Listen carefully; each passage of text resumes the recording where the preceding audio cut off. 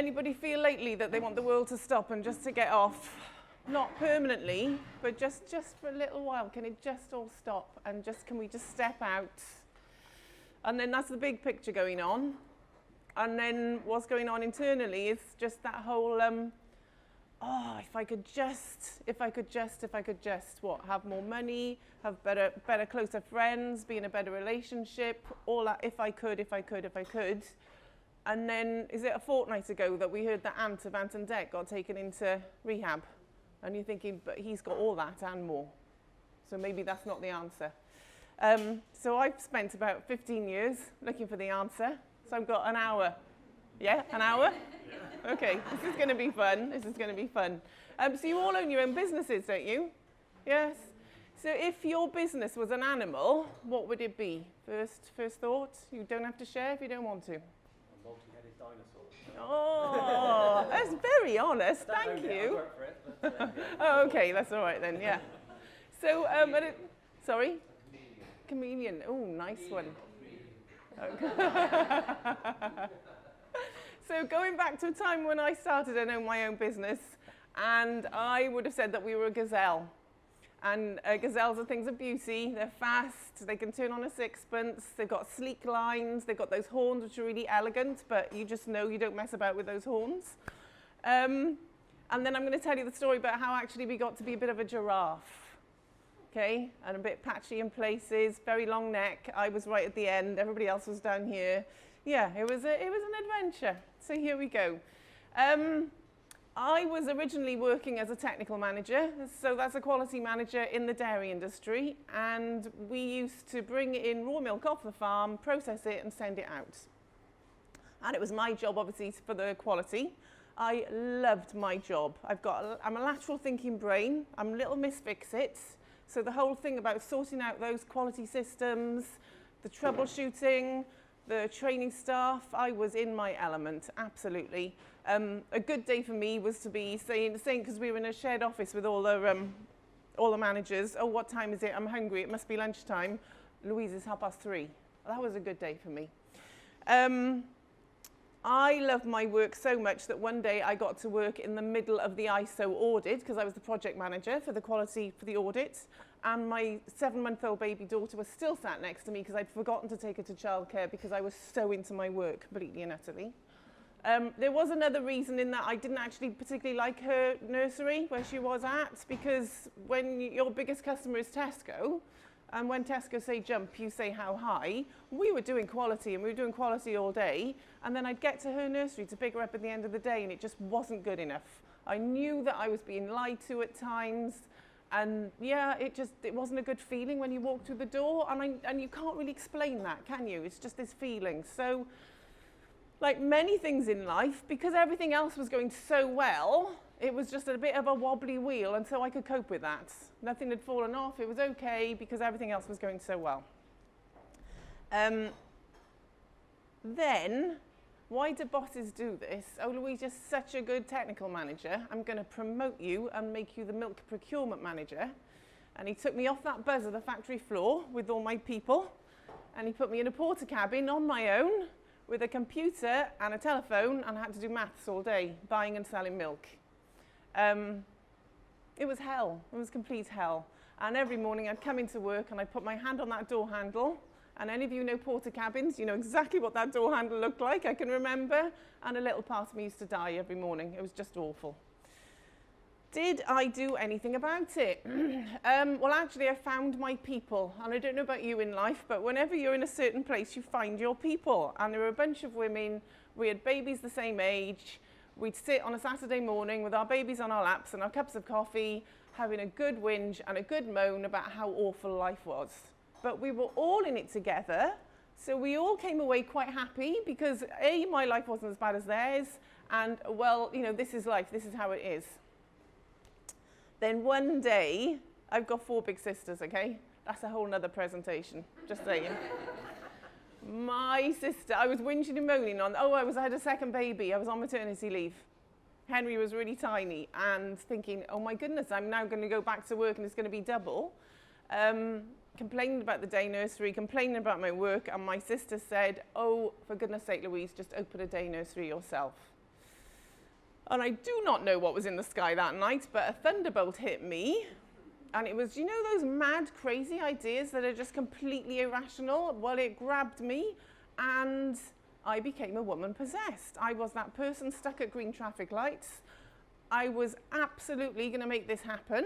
I knew nothing about nursery nursing, knew nothing about setting up a business. I had a team of 7 as a quality manager and I ran the laboratory and I had a budget, but that was as far as my managerial experience. But I was going to do this day nursery. It was before the days of the internet, so I literally travelled the country. I'm really embarrassed and ashamed to think the way that I lied to get myself into nurseries, certainly the local ones. And all I can say is, it comes back to bite you, okay? Don't do that, don't do that. I just started seeing this nursery. I knew what it was going to look like. I knew what colour the walls were going to be. I just could see the uniforms. I could hear that laughter because there was going to be no crying child in my nursery, as you can imagine. The music that we were going to play, just feeling that sunshine coming in, I just was absolutely there. And I didn't know anything about NLP at that point. Do we know a bit about NLP, that whole visualization thing? And I hadn't realised that that's exactly what I was doing. It took 18 months before we opened the door, and off we shot. If I can tell you a little bit about working in the factory, which is now long closed, okay, so I can tell you our secrets. We shared a production office, 2 production managers, me, technical, engineering and transport. We were in the open plan office above the production floor with windows so we could look out. So we got on really, really well, the 5 of us. On a Monday, we had an operations meeting in the managing director's office across the yard. And bless him, he bought his round table. I think we've all had bosses like this because we were all equal. So we all sat around a round table. However, I know some of you are already smiling because it was that whole thing about some were quite a bit more equal than others. And it probably had something to do with the fact that 5 of us were in blue hairnets and overalls and the other 3 were in suits. Yeah? But no, this was the operations meeting, 1 hour, 4 o'clock every Monday. Come to share information, and it was an hour of bullying, of guilting, of shaming. It was revolting, it was awful, but the 5 of us had each other, so when we left and walked back across the yard, we'd help each other out and we'd come up with a plan to do what we needed to do in spite of him. Does that make sense? Anybody been there? We didn't know that the production people were doing exactly the same to us until the day when one of them ended up in A&E. And how could he have ended up in A&E? Because there's this machine, you know those juice cartons? They're square cartons, they've got juice. Well, they go into the machine, we were putting milk in them in those days, they go into the machine flat, obviously, piled up flat, one end, and they come out, formed, filled, sealed, dated, the other end. Perfect. If you open the door, it automatically cuts off, health and safety, and you have to start again, reset and start again. When the cartons go in, they have to be at the exact temperature and exact humidity, otherwise the machine keeps jamming. So the operator had come up with this lovely system that when the machine jammed, he could override the safety switch so that he didn't have to stop the machine, reset it, he could keep going. We couldn't understand what had happened because my team used to measure the store temperature and humidity to make sure those cartons were exactly right, but he'd come up with his own system to suit him, which involved being too lazy to go to the store to fetch them, so he'd get his pallet worth, put it in a cold, damp corner for the day, and then obviously the machine wasn't working to its full efficiency. So we thought we were doing all the right things with a preventative maintenance project, we'd be swabbing for bacteria, all that stuff, but he was doing his own thing. So when I opened my nursery, I knew nothing about day nurseries and nursery nursing. My daughter was coming up, in a year's time, was coming up to school age, so I knew I wasn't going to be there. I was going to get in there at 9:30 and I was going to be leaving at 3 o'clock. Anybody know any nursery nurses? Anybody got children, and if they came home and said, I know what I want to do with my life, I want to be a nursery nurse, how happy would you be on a scale of 1 to 10? Yeah, it's a thing. Hi, no, come in. So, it was a 50-place nursery. What keeps you awake at night? As a business owner or in life generally, what keeps you awake? So, cash flow, yeah, payroll, all those things. So when you own a nursery, the ultimate of what keeps you awake at night is cot death. It's a thing. Children and babies die in childcare. And the only thing that stood between that and our nursery were these nursery nurses. And you've just told me what you think of nursery nurses. So bearing in mind my experience in that business about they weren't going to tell me the truth, it was all going to be happening without me, I wasn't going to be there, things had to be different, I had to find another way. So there was 7 of us when we opened the doors, sat them down. Okay, tell me what happens in the best nursery, because I knew what I wanted. I'd been on the receiving end, but we had to get it across to them because I wasn't going to be there to give them orders every day and all day. They had to come up with this themselves. And they told me, of course they told me, they were all qualified and they were all experienced, and they came up with what needs to happen in the best day nursery. And because that's where they wanted to work. It was like, oh, thank God for that, because that's what I want as well. So we were both committed to this vision of having the best day nursery. And I broke it up into a quality system because that's what I did. We chunked it down. So everybody knew how it all fitted together. Everybody knew just how answering the phone fitted in with the big picture.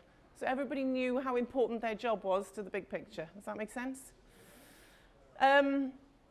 And yeah, we started to fill up. I think we got to about halfway, and then we were on a plateau for a few months, which was really frustrating. And then I realized that they weren't looking the parents in the eye because they didn't have the confidence to do so. So the children were having a fantastic experience, but the parents were walking away at the end of the day, not spreading the word. And the only thing that was going to fill my nursery was word of mouth. We used to call them WOMs. So when you answered the phone, oh, how did you hear about us? WOM in the book. Sat them all down again. Tell me about the qualities of the best nursery nurses. And again, they knew because all trained, all experienced. We came up with 16 soft skills. Number 1 was confidence. Number 2 was communication. Number 3 was integrity. And then obviously the others. And we came, oh yeah, that was another thing that I used to do the interviewing and the hiring. And then they used to complain. And it's like, well, that's not happening anymore. I'm not taking on that responsibility. I need to get criticised. So we pushed everything onto these 16 qualities. That whole thing that you hire on qualifications, but fire on attitude. So we hired on attitude. We hired on these 16 things. We trained on them, we appraised on them, and we rewarded on them. How do you train confidence?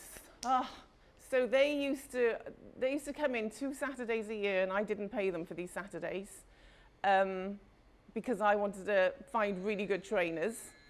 The most memorable Saturday was an ex-SAS officer, which always helps to get nursery nurses into work for free on a Saturday morning, let me tell you. Helped me as well. He came in for the day, and he started the day doing trust falls, while we all caught each other. And then he gave us planks of wood that we had to write down everything that was holding us back in life. And I had to turn mine over because there wasn't enough room. And the last thing we did, he got us walking on broken glass. He unpacked this blanket out of this suitcase that had been in the corner all day, and sure enough, it was about that much of broken glass. We were all on those baby chairs because we were in a day nursery. There was about 20 of us at that time. And I'm looking at this broken glass thinking, I can't do that. I know he's been preparing us and building us up to this all day. I can't do this. I can't go first. And it was a bit of a crisis, a personal crisis in that moment, because I was the leader, I was the boss, it was, my business, and I'm looking at this thinking, I can't lead in this moment, I cannot go first. And bizarrely, all these years later, we're all on Facebook together now, and it came up in conversation last year. Tracy doesn't remember that she went first. And in my mind, it was a life-defining moment that Tracy went first because I couldn't. And the most amazing thing that happened was nothing changed. The world did not stop turning because I couldn't fulfill that role. In fact, it had the opposite effect, that all of a sudden, we were a level playing field. I had my strengths, which I could add to this, and then they realized that they had theirs. We were all in this together. The biggest thing that happened, the law of unintended consequences. Anybody ever heard that one?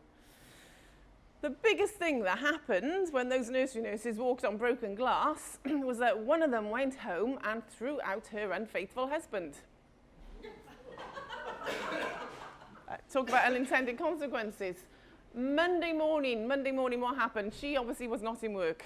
Yes, however, everybody else was. And they were transformed. It was a case of looking about them saying, oh, why have we always done it that way? Let's change this, let's improve that. And if I could have bottled it, it would have been fantastic, absolutely fantastic.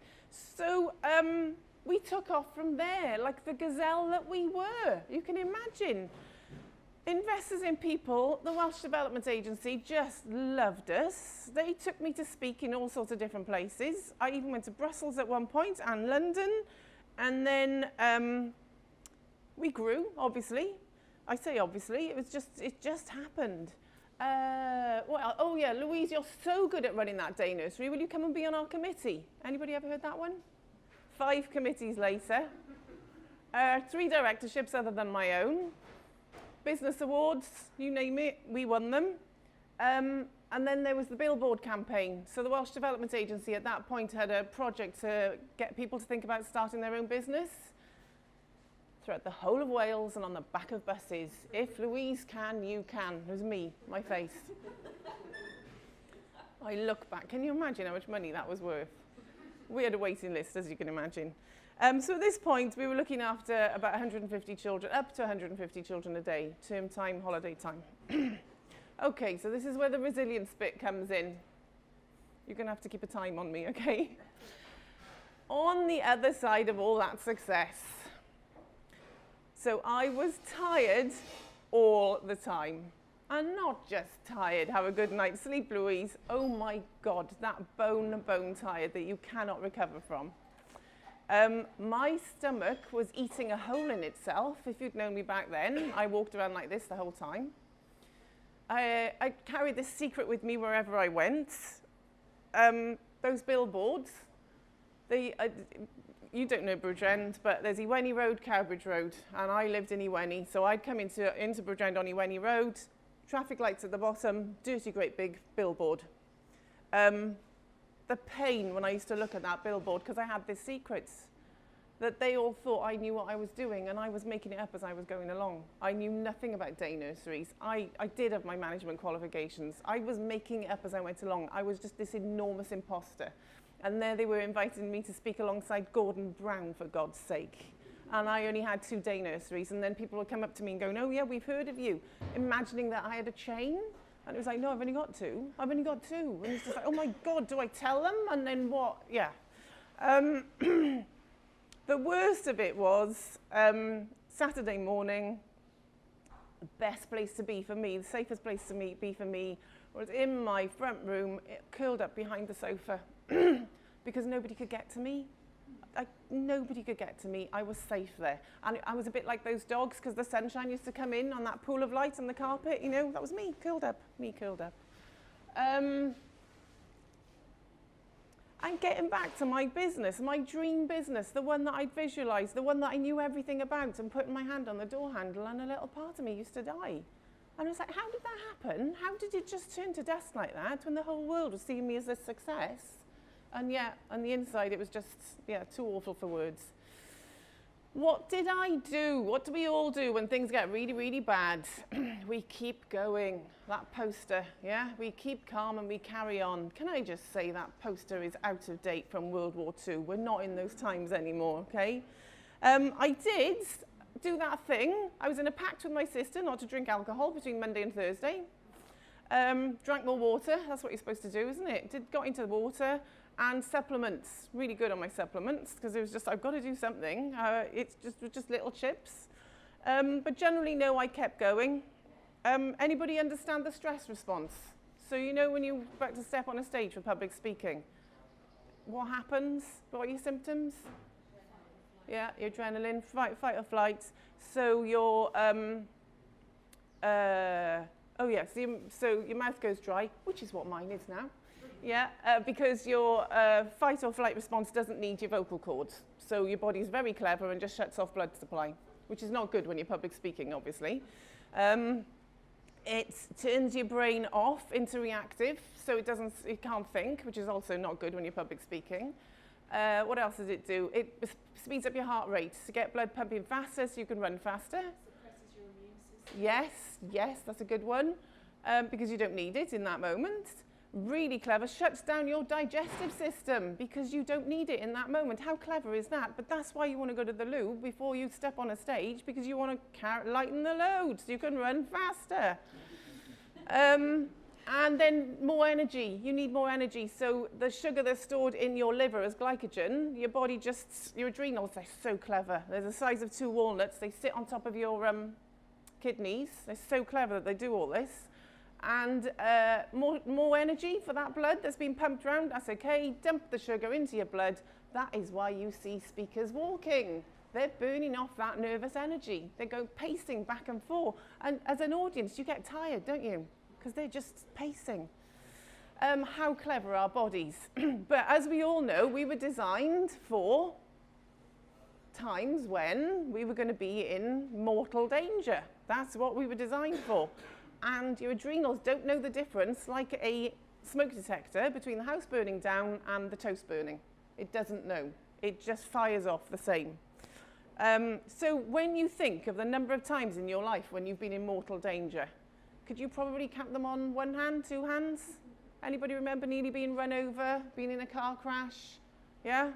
So generally speaking, that's how many times it's supposed to have fired off in our life, this stress response to that extent. Brilliantly, should I tell you how many times a day adrenals are supposed to work? A 24-hour period. Guess when they're supposed to wake up and start working. There's a clue in the question. Between 6 a.m. and 8 a.m. to wake you up in the morning. They're designed to just go off once a day to wake you up. Our bodies are amazing. What was I doing to mine? How many times were mine going off every day? I don't think they ever stopped. Ever stopped. And as you say, immune system, I was on the way to being shot. So they tell you that they can't say that heart attacks are anything to do with stress. They can't say that diabetes is. They can't prove that irritable bowel syndrome is. But your stress response is firing off your heart, firing off your pancreas and your insulin, firing off your digestive system the whole time, all day long. So to me, that's just common sense, although I have, just to clarify, I have no medical qualifications whatsoever to make that claim. Do you know in life there's that moment when you've had enough? And is it me that I will keep doing things? I'll keep flogging things just to that moment, then I realise the only reason I stop is because I've had enough. And I kept going, and then there was a bit of a tipping point when my dad died, and I took 6 weeks off work because it was my business. It was all set up. It ran itself with these self-directed work teams. It was easy to take 6 weeks off. I went back to work that first day, and that brain fog of stress, obviously grief is the ultimate stress, I couldn't make a decision that first day. It was just, I can't do this. This is ridiculous. It was like operating in cotton wool. And I'd like to say I phoned a friend, but I didn't have any friends left at that point, as you can imagine, because all I did was work. But I phoned Sue, because she sold me the supplements, and I thought, she'll know. Sue, do you know anybody who can help me do baggage? Because I do that to manage things. I turn them into a bit of a joke so that people will laugh, so then I don't have to sink down as to how awful it is. I'll just turn it all into a joke. Yes, she knew Claire, who coincidentally lived in Salford, just near Bath. And I came along that first Friday morning and took one look at her and thought, oh, I'm in the right place. She can fix me. She'll sort me out. She'll get me back on track. She'll know what to do. She'll tell me what to do. What can I say? She did none of those things. She sat me down that first day and she asked me questions. I cannot tell you how powerful it is to find people who are going to ask you questions, because we've all got our own answers. And as a coach now, the way I work with people, when I meet them, you just can suss people, and you can obviously, the more I do it, I can just tell, but that's not my job. My job is to ask them questions so that they can get there themselves. It was the first time ever that I actually considered, why did I say yes to all those committees? What was that about? And so the questions kept coming. Unintended consequences, it went on for 18 months. Find somebody to ask you questions. Going back to when I was a technical manager, we had, milk is milk, so you'd think, okay? but we had 35 different customers who wanted it all different packaged in a different way. So literally, it would just be the same milk going through the same production line. We just stopped the machine, changed the labels, and so it went on. But they would audit us. So it worked out that we had an audit every 10 days to 2 weeks. And I loved audits because we were so good. We were so good, so we could just show off.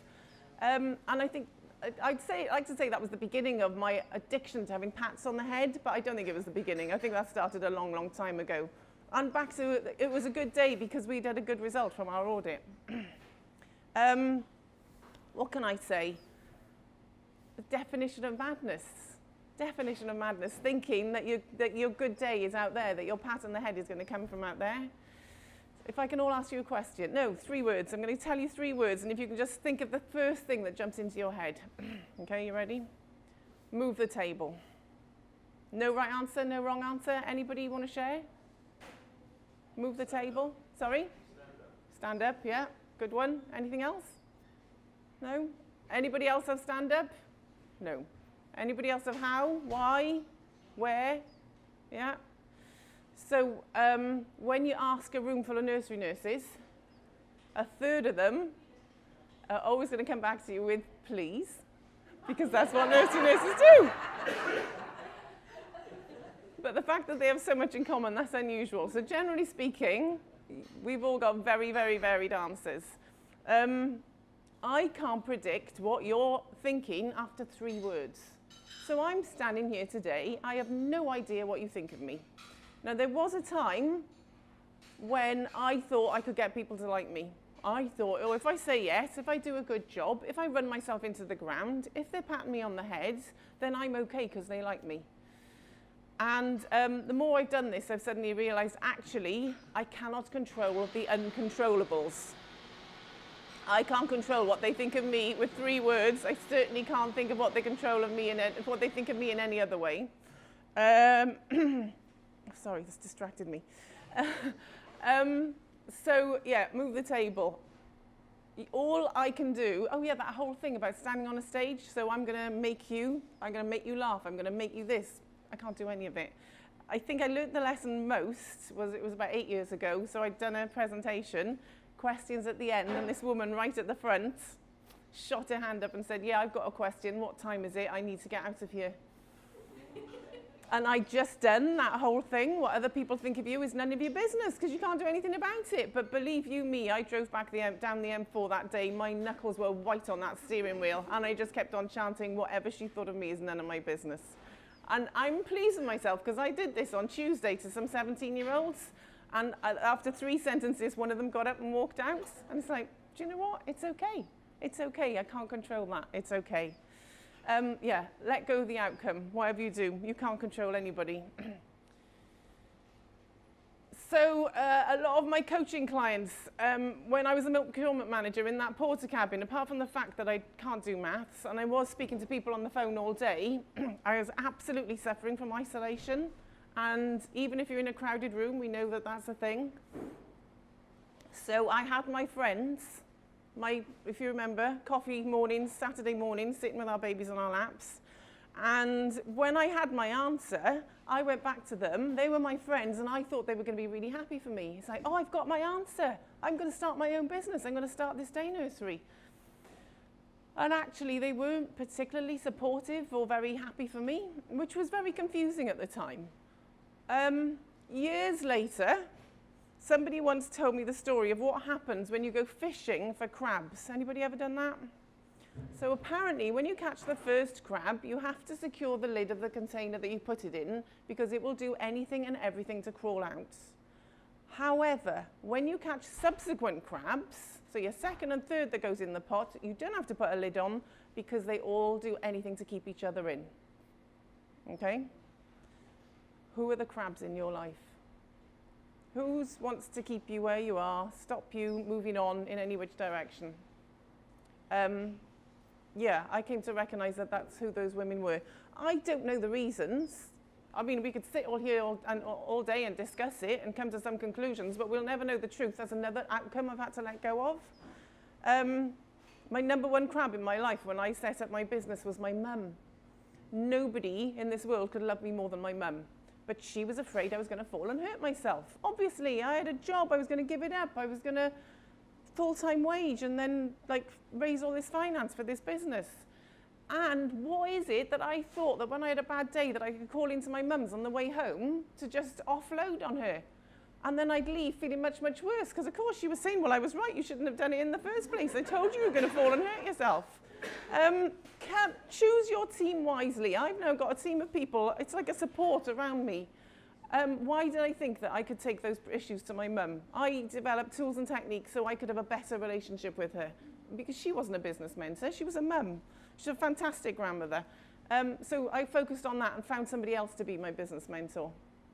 So the people that you surround yourself with, we never imagine there's an athlete out there that does it on their own. And we know when they win their gold medals and their cameras on them and they reel off this whole list of people who are in their lives that they couldn't have done it without them. So yeah, who's around you? My most frivolous, but it sounds frivolous to you and it's not to me. I am not a shopper. I don't like shopping. But my friend Helen, oh dear God, she's got the magazine, she's got the website, she's got it all. So when I need something, I just text Helen and say, Helen, I've got an interview on Thursday, I need a jacket. And this one text I got back was, whistles, blue blazer, 99 quid, you look mint. And it was just like, thank you, website, it was bought 10 minutes later. And it was just like, she was so happy and so was I. So I've got my personal trainer, because it's that famous line, if he wasn't counting my skips, I wouldn't be skipping. Choose your accountant. God, we used to live in fear of our accountant. What was that about? It was, oh, I can just picture him now. He was always trying to catch us out until that one moment when I thought, actually, I employ him. He's on my payroll, effectively. We need to be working together on this. He needs to be on my side. So yeah, choose your people with care. But form a team, absolutely. The committees, what can I say? Apart from that validation, oh my God, the chief executive of the county council thinks I can help him on his Objective 1 funding for Bridgend County Borough Council. Two things from that. I was there thinking, oh yeah, 5.5 hours with a cup of tea and a biscuit, surrounded by people who were all being paid to be there. I was self-employed, I was the only one who was not. And also in that moment, paying somebody to fetch my children from school. So another question, think of the top 10 people in your life. You just think of some people who are really, really precious in your life. Got them? 5? We got a list of people? Okay, you ready for this question? What number are you? Yeah, anybody featured on their list? So I was in a group setting exactly like this when I got asked this question. We were all women. I won't say her name. She put her name up and she said, oh, I'm on it. I put myself first. And all of us to a woman turned to her and just looked at her and we were all thinking exactly the same. Anybody guess it? Who do you think you are? I wasn't on my list. And those days when I was in those meetings, my children weren't on my list. I'd put Bridgend County Borough Council, Objective 1 funding above everything else in my life at that moment. And yet, yeah, I was brought up not to think about me. I was brought up to believe that that's selfish. And yet we all know, and you've heard this before, when you're on an aeroplane, whose masks do you put on first? We know to put our own mask, it's been drummed into us. So you put your own mask on first so that you can help the person who's sat next to you. So who's sat next to you in your business? Is it your business? Is it your family? Is it friends? Who's that person who needs you to be absolutely oxygenated, alive, fit, healthy, well, so that you can help them? Ever think about it? And what do you need to do that? So, you know how we breathe in and we breathe out? You know that's how we were made. And our blood pumps into our heart and it pumps out of our heart. There's a bit of a balance in our bodies. I was only ever on out. I was only ever giving. So committee needed me, I'd run off and do that. I was only ever on the giving out. So completely going against that whole balance. My oxygen mask, and it is different for everybody. So have a think about what you really love doing. What is it that I live 4 miles from the beach. Can you imagine how many miles do I live from the beach now in Bath? And I miss it every day. I live 4 miles from the beach. I love everything to do with the beach. Sea, in it, on it, under it, beside it. Do you think I ever went there? No. And I'd come back feeling so wonderful. My sister plays the violin. She just loves that feeling, coming down the steps after rehearsal night. I can't think of anything worse, but that's her thing. We've all got things that we absolutely love doing it. Make sure you do that in and that out. Make sure that you're taking in by doing those lovely things that you love doing to get a reserve, as it were, because I certainly was not. Can I just get you all to stand on your feet? Sorry, just indulge me. And have a bit of space around you.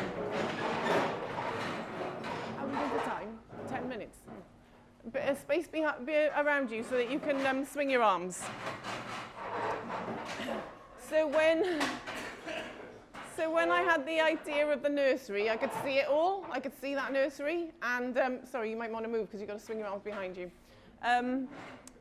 Yeah, I could see it all. I could just visualize it all. So what we're going to do, we're going to stand with our feet shoulder width apart, and we're going to swing our arms around as far as we can go. And it's going to hurt because we really can't go any further. And we're going to mark on the wall exactly how far we can go. Oh, got that? So everybody can see on the wall behind them. You've got a mark as to how far you could go. Yeah, come back. Oh, this makes me a bit dizzy. You would think that I wouldn't do it after all this time, that I wouldn't put myself through that. So this time, we're going to do it, but we're just going to do it in our imagination. So we're going to close our eyes, keep your arms rested by your sides, and just imagine yourself doing that again. So you're not moving, you're keeping still, but in your mind's eye, you're following your arm all the way around, and this time you're going to go past that point on the wall. You're going to go right past it. Okay, everybody got that? Okay, open your eyes. Should we try it again? With our arms open, eyes open even. Swing all the way around. Has anybody gone past that original point? Did everybody go past that original point? Do not ask me how that works. I've never met anybody that it doesn't work for, and the SAS soldier taught me that. How cool is that? So you can all sit down now.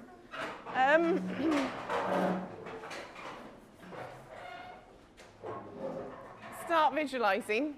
Long story. My son loves football. My little son loves football so much, he's just completed a degree in football at Wembley. I have no conversation with my son. Nothing. There's nothing we can talk about. So when I was reading an article on visualization last year, and they talked about Wayne Rooney. So even I know that he's one of the best football players in the world. Wayne Rooney, the day before every match, goes to the kit man and says, what kit am I wearing tomorrow? What shirt, what shorts, what socks? And he goes home and he visualizes himself scoring goals. And it was like, oh, I can send this to my son. We can have a conversation about football and visualization. Start visualizing, absolutely. Going back to sitting in those committees, and putting those committees ahead of my children, one of the things I realized when Claire was asking me those questions was that my children were 7 and 9. And I hadn't noticed them grow up. I hadn't been paying attention to them growing up. And one of my favorite books is Moondust, and it's the story of a journalist that wanted to interview the 12 men that have stood on the moon, because they're dying. We wouldn't know them if they walked in. Buzz Aldrin would stand a chance, but not the others. He interviewed one of them, and he said, what was it like? What was it like standing on the moon? And he said, I don't remember. We got there late, we had our list of jobs to do, and we had to leave on time. And I'm thinking, wow, how can you look at the moon and just not remember? I've stood on that, but I can't remember what it was like. And it's a bit like me with my children. They were 7 and 9. How can I not have taken notice?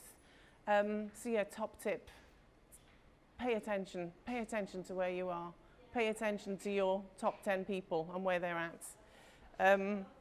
Yeah, my daughter's like paid me back, okay? We went through the teenage years, and that whole thing about being in the car with her, she paid me back, and then some. So the best thing about working in that dairy was from lunchtime onwards, the 40-ton trucks, you know, the huge articulated lorries, leaving. So they'd be packed up with our products that I'd had a part of, and they'd be leaving out through the gates, and just standing there looking at them was just something else. And some days we used to take a moment and appreciate that, but most days we didn't. When I had my own business, I completely forgot about that. I was so busy chasing the targets, so busy looking for the pats on the head. I never stopped to have a look at what we were doing really well. We used to benchmark, so we used to get our good ideas. I used to send them out, the nurses out wherever we could go, in, you know, their own experience, what feedback are we getting from parents, but also get out there and get into any business and find out what they're doing and what they're doing best. So I ended up being in British Airways Maintenance Cardiff. Don't know if anybody's ever flown from Cardiff. It's this enormous building at the end of the runway. It's so big that it fits 3 jumbo jets side by side, okay? It's enormous. So I ended up being there one day, and I'm sure I learned so many valuable things that day, but the one thing that I went away with, talk about taking a moment to appreciate your work. When they finished a plane, it's literally stripped apart. Everything is ripped out of it, and the engines literally just, there's nothing left but the shell. And so when it's put back together again, 2 pilots come from Heathrow in a taxi all the way to Cardiff. They get in the plane, obviously take off. As that plane takes off, every single engineer that's worked on that plane stands at the end of the runway and gives it a round of applause. And it was just like, oh my goodness, that's just magic. That's just magic. They just take a moment to appreciate and have gratitude of what they've done. So find ways in your life to just stop and receive again that gratitude. And then finally, you're probably wondering what happened to my business. When you stop, you have to be careful about what whispers in your ear. Yes, so I can remember being on holiday and lying next to the pool and this mad thought thinking, I don't want to do day nurseries anymore. But all of a sudden I'm employing 50 people. We've got all these properties and leases, and you just obviously can't walk away. You can't hand your notice in. So I put a lid on that box and that thought and really pushed it away. For 2 years, that's when I moved to Bath, because I'm thinking I can distance myself from it. It was running itself. It was fine. It was absolutely fine. All the systems were in place. Everybody knew what they were supposed to be doing, how important their contribution was. They were self-directed work teams. And then 3 of the senior staff went on maternity leave at the same time for 7.5 months. And I can remember going back one day and standing on the landing thinking, okay, I've got a choice. Do I just carry on? Do I actually step back in and do this? Or am I going to just walk away? And I just felt such a failure that actually my choice was going to be I was going to walk away. And then interestingly, my daughter's doing the whole corporate thing for Unilever in London. And I've watched her pile on the weight, I've watched her hair get thinner, and I've watched her lose her sparkle. And I'm thinking, I'm your mum, it's okay that you can walk away. She is, she's going to New Zealand next month. How happy am I? That's always an option, because in a society, I don't know whether, was that me judging me, or we don't like it when people walk away. Just always think there is an option to walk away. The whole sales process took 2 years. I do not know how I survived it, and that is indeed another presentation. If you're going to sell your business, just meet me for a coffee, okay? That's all I can say. Quick half hour, just, yeah, it's the pain and how awful it was. So I hope you realise about the whole giraffe thing, yeah? Sorry, I didn't explain that very well. So the unintended consequence of doing all these training days, that I was attending them and it was happening to me as well, because I hadn't factored that one in. I was doing it for the nursery nurses, and then all of a sudden, no, my confidence was growing. I was communicating better, and so it went on. Yeah, and that's when it ended up that I just shot off on an arc, ended up the end of the neck of this giraffe, and then obviously when everybody went on as a maternity leave, so we ended up being patchy. So have a think about your animal. And if I can just go back over these 10 things so that you can learn to step out. Oh, hang on a minute, sorry. I've got them written down as well. Can everybody take a deep breath? Okay, so a lot of shoulder movement, yeah? We all went up in our shoulders because that's what you do when you take a deep breath. Anybody ever seen a singer? Who's your best singer? Who's your best band, favourite band? Do you ever see them singing a song and their shoulders are going up all the way throughout the song? Oh, it just doesn't happen, does it? And amazingly, opera singers, what's that about? Opera singers are classical singers. They don't need a microphone. I didn't know that. Where have I been all this time? Opera singers can sing in a theatre with a full orchestra and they don't need a microphone. How is that even humanly possible? Obviously they train, but it is all about the breathing. So when you're going on a stage, everybody know what shape the lungs are? So you've got two lungs, they're narrow at the top and they're wide at the bottom. And yet we're all breathing up here because we just raised our shoulders, and yet there's nothing up here in comparison with down here. So if you can all picture a nose this size, sorry, which way round is it? Is it that way round? On the small of your back down here, okay? And if you can all just take a deep breath through that nose. What happened to your stomach? Did it go out? Yeah, yeah, yeah. What happened to your shoulders? They didn't move. I can tell you your shoulders didn't move because I was looking at you. This is where we're supposed to be breathing from. This is where I'm pushing our diaphragm down and actually getting that air, getting that oxygen in as much as possible.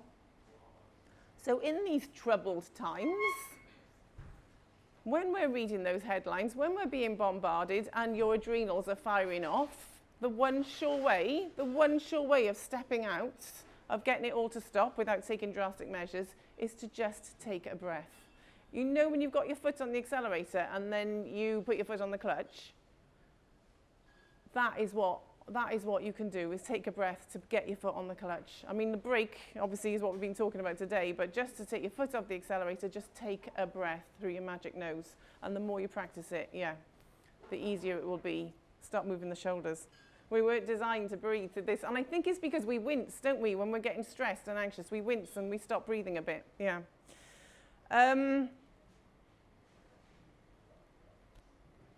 So I hope about this. My strapline is on a good day every day, and I've just realised I haven't mentioned it the whole time I've been talking. So I hope that you know what you need to be on a good day every day. It's just, my 10 things. I'm going to pick up my book. Be aware of the stress response. Be aware of what's going on in your body at that time. Take a breath through that magic nose. Know that you can walk away and say no. What is that? I think the last time any of us ever said no was the day before we started school, which was a very long time ago, but the rest of society doesn't want you to do that from then on.